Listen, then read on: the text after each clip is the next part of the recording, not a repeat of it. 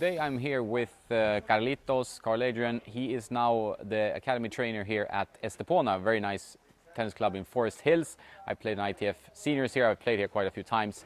I featured the court also when we did the test of the Vulkel C10 Pro, a legendary frame with Stan Demand, Stan Atema, a coach here as well.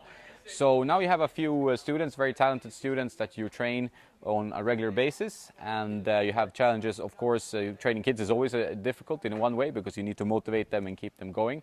But now they did their physical session. They got really, a good workout and good warm up. And what's up next? So yeah, they just did their fitness. They usually start their training day by fitness. First of all, it's a great way to warm up for them. The tennis, they're coming right after, as well as the muscles are more fresh, right? When they're doing their strengthening, their conditioning, we want the muscles to be totally fresh. And then as they go into the tennis, it kind of complements the tennis in a very good way, because first of all, they're already warmed up, and second of all, they're learning to train, play points, play matches, when their muscles are already have a little bit of fatigue, right? If the matches do get longer and they get to 3 hours, well, here now they're getting used to training 3 consecutive hours with 1 hour fitness and a 2 hour tennis that comes next. So it kind of works positively both ways. Yeah, it's a great preparation. I think it's something we can all learn. Obviously, when as a recreational player, you can maybe not do 3 hours, but it's always good to do kind of like a light physio before you go onto the tennis court, just to warm up everything, feel a little bit like you're going already instead of just walking out on the court and starting to play points or warm up or hit balls. Exactly. Get the muscles going. And also very important that as we have our Bernie, which is a very good fitness coach and is dedicated specifically to tennis, as he works here in the academy with us, I do have a communication with him on a daily basis. So we do tell each other what's our plan for the fitness session, and then we kind of work the tennis in regarding for what they've done in the fitness, and vice versa. If I have plans for the day's tennis session, he knows what we're going to be up to not push them in that certain sense onto the fitness, right? If they're going to do 1 hour of sprints, I'm not going to make them sprint from side to side in the tennis. That would be madness. So we make sure that we do communicate, that we do complement for the benefit of each player. Very important. And he can also track their physical progress. So especially when you're working with teenagers, and there's usually like bursts of physical development. So he can have a close eye and make sure that they progress in a good way and not overtrain or even undertrain, like if they get lazy. So I think that's good that you have actually a setup with both a physical trainer and then you as a kind of a serious tennis coach to help them, and also you go with them to the tournaments, right, as well. Exactly, yeah, we travel with them. That's I think something that's undervalued, to travel with the player. I was with them last week. They did some good results, some good matches, and I really felt that as I was there, I really know what to work on the coming week after the tournament. If they're missing the first serves, well, we have to work more the first serve. Exactly. If the slices aren't really working, let's work on the slice, or the forehand. If they're not coming up to the volley as much as they could have and maybe not seeing the situations, well, let's create those scenarios on the practice court to make them feel comfortable and translate this into the competition that they want to be doing. Now they compete week in, week out. Some weekends they do have a rest. There's no tournaments around, but right now they are in the period where they're competing a lot. We did a good pre-season throughout the summer. Now as the winter's coming and now is competition time as well as training. Let's get them stronger for the coming season too. And also it's so important that you compete a lot when you're growing your tennis ability. I mean, no matter really what age, because when you compete, you act differently, you play differently, you're more stressed, you're more tense, so you have to get that, how to problem solve certain situations in a match. It's very important to get that at a young age. So you know how to deal with your emotions, your fatigue, your mental stress that you have on the tennis court. Yeah. So I think that's great that you compete as much as possible. And I noticed like around this area in Costa del Sol, where we are in Marbella, that it's like the tournament season seems to be starting more intensely now, like September, October, and then it gets going. You're right. Quick commercial break. Play Your Court. Great platform to find a hitting partner or a coach if you're in the US.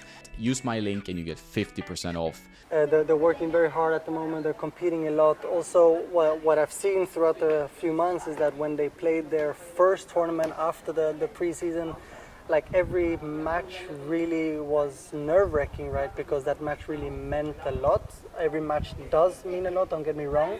but now that they have 50 matches in their pockets, every match that they play now it's another match rather than the match. Yeah, it's a good which mindset. is very important.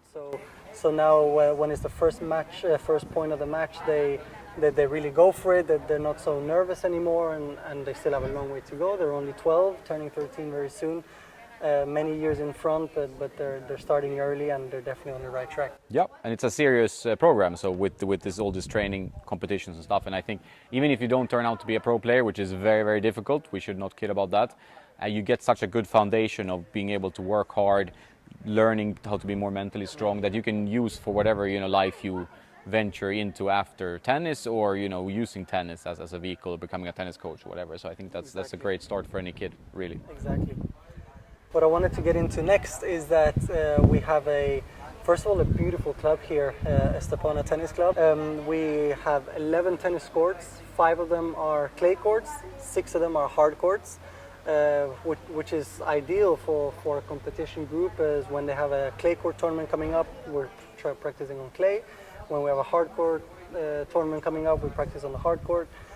Which really we have a good foundation kind of to have train whatever tennis you need. And for a club, this is quite well equipped with so many courts. Yes. Like you don't see that so often, that you have 11 courts at your disposal. There's also paddle courts as well if you want to play paddle.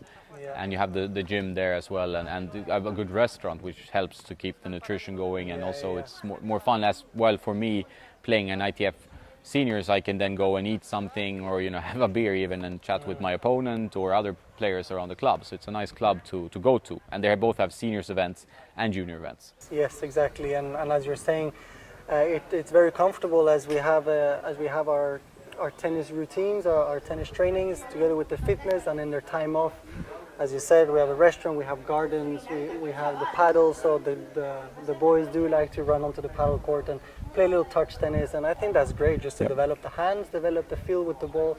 The more hours they spend on the tennis court, the more beneficial it is, even if it's just some touches, but all that is in their benefit as a complement to what we do in the training. We have a great flexibility here in the sense that the academy players can use the courts as much as they want, apart from the trainings. If the court is free, step on and nice, do what you got to do. Just train, enjoy, and it's a very family-oriented place, and we have a good thing going on. So great, yeah. So now we'll watch some of your practice. Our players here, Agustin and Alvaro, they work every week, 5-6 days a week, also depending whether they have a tournament or not. So a little bit flexible in that sense, but it's always at least 6 days a week of tennis, depending the training on if they're competing or not. They train tennis definitely every day, and then they're doing fitness 3-4 days a week. Their days are pretty tough. I mean, they're a little bit different in this case, as Alvaro goes to school, so he actually starts school very early in the morning, 8:30. He finishes school at 3. He has a exception from the school to finish a little bit earlier, and then he comes straight to tennis. He actually trains 3 hours a day, between 1 hour fitness and 2 hours of tennis.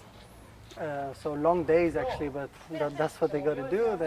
They're disciplined, and they've gotten used to it by now. In the beginning it was a little bit tough, but now they can't live without it. And Agustin, he trains a little bit less actually, considering he's actually homeschooled, so he's really dedicated. Agustin is actually currently ranked number 2 in Andalusia in the South Spain in his age group, 2009. He's turning 13 this year in December, doing fantastic, winning tournaments, winning matches. He's trying to now thrive against the older players. Hello, my name is Igor. I'm 14 years old. I was born in Russia, live in Spain, and my favorite tennis player would be Rublev, Andrei Rublev. Yeah. Hello, my name is Alvaro, and I play tennis since I'm 4 years old, and my favorite player is Carlos Alcaraz. Hello, my name is Agustin. I live in Spain. My favorite player is Carlos Alcaraz.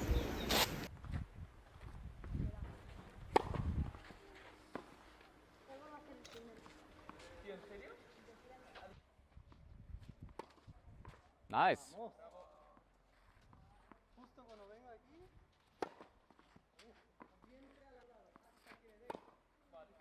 No estáis pasando la línea ni uno. Ahí, bien los dos. Ahora sí, eso es. 3 veces, vamos, otra vez, otra vez, otra vez. Here we have a little punishment going on because I told them to pick up the balls fast. They had 1 minute to pick up all the balls, and they didn't do it within a minute. So this is what happens. Quick commercial break thanks to Fuzzy Yellow Balls and their singles playbook, which is a great way to learn patterns of play, how to beat pushers, how to defeat certain styles on the tennis court. They also have a doubles one if you primarily play doubles. This book comes with QR codes, so you just use your phone and then you get to videos. You can also just log in online, access the videos, use the book and the videos together to get an understanding of certain drills, certain patterns that you can use to win more points. The link is in the description. So we started off with some drills with the hand feeding, just to get the precision going, also to get the shots warmed up for what we're going to do next. Right now they're doing, it seems like a classical 2-in-1, just I made it a little bit more tricky for them. Basically what they're doing is that on the other side there are 2 players, they're hitting everything down the line. The person that is on his own is hitting everything cross court. This means that the person on his own is hitting one forehand, one backhand, he's getting moved side to side, and he's practicing to defend hitting the best shot possible, right? Adding on to that, they have 3 lives each. If they miss wide or deep, they lose half a life.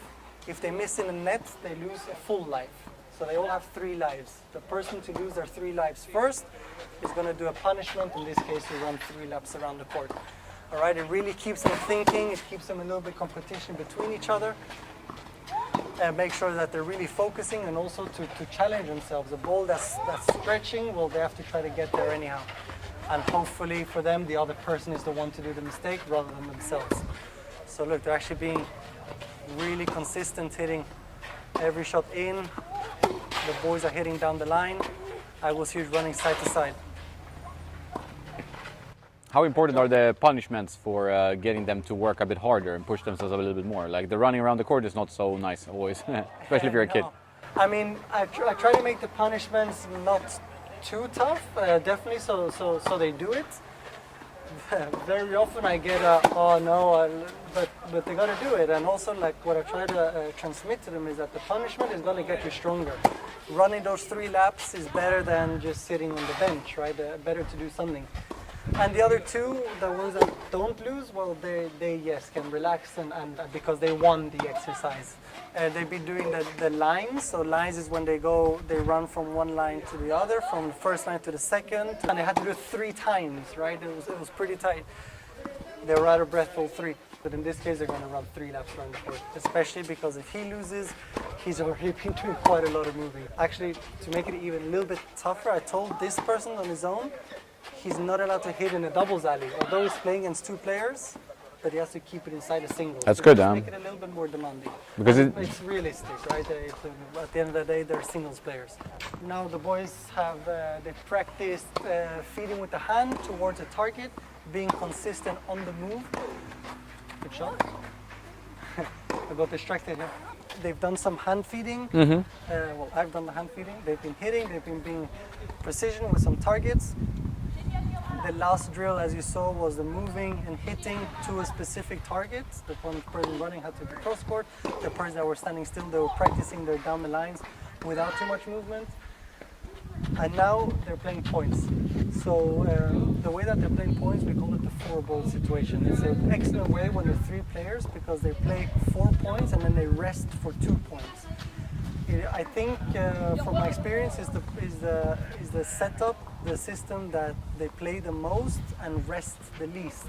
It works great because it's like an interval training, whereas as they're playing 4 and only resting 2 half the time, less than half the time. And so how they do it is that they play 4 points serving, and then when they play the 4 points, they move over to the other side, and then they rest the 2 points while the other one's playing, and then they play another 4 points returning.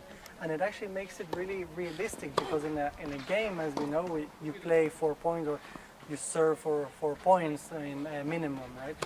So and then you're playing against 2 different opponents. You're playing 2 against one opponent, 2 against the other opponent. It's a great way to play the points exercises, competing against the different kind of players and resting little. Now the huge shot, Igor.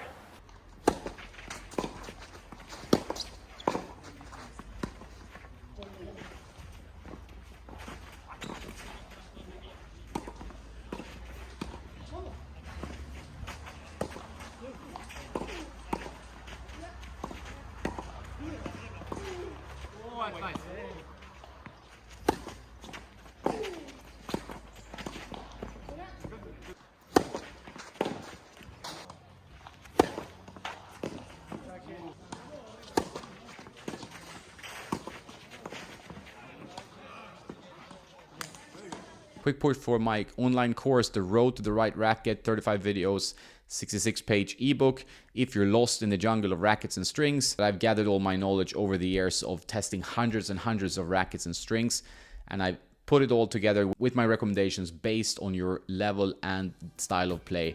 That's all for this one. Have a nice day, and don't forget to play some tennis.